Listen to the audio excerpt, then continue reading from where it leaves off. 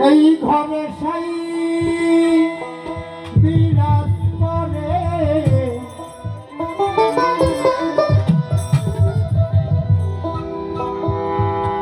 এই ঘরে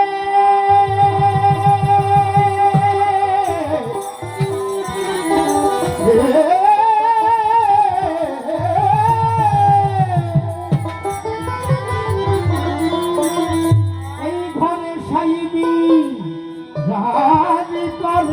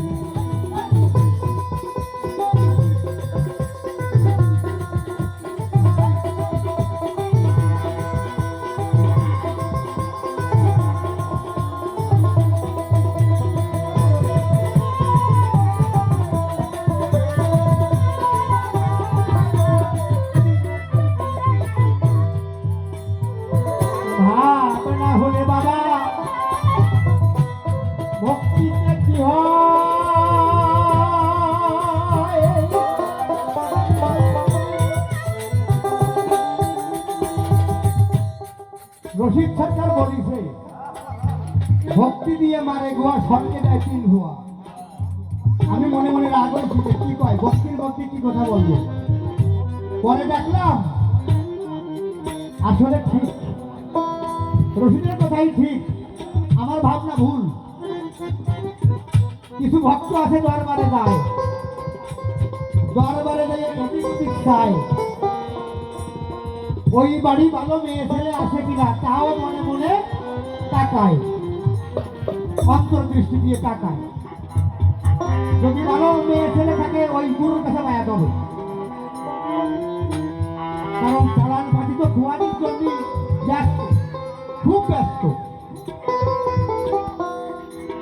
ওই চালান দিয়ে ওর বাপের সম্পদ ওর না, ওটা বোঝে না।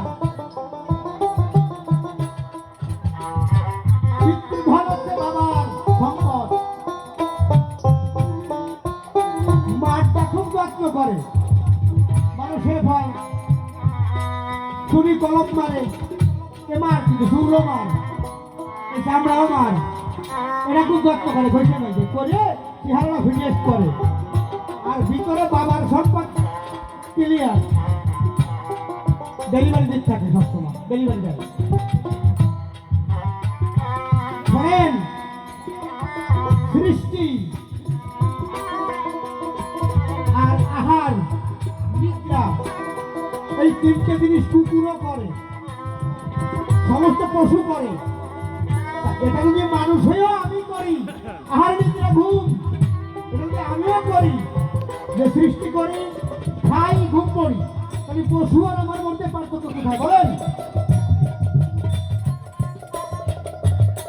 আমার হাসর হবে কুকুরের সাথে, দলিল যে তোমার দুনিয়ায় যে স্বভাব সেই আকারের পশু করে তোমাকে কাল হাসরের মাঠে উঠানো হবে। তাহলে কি আমার পার্থক্য নাই তো? কাটি আমি, দেখ বেশি কথা বলবো না।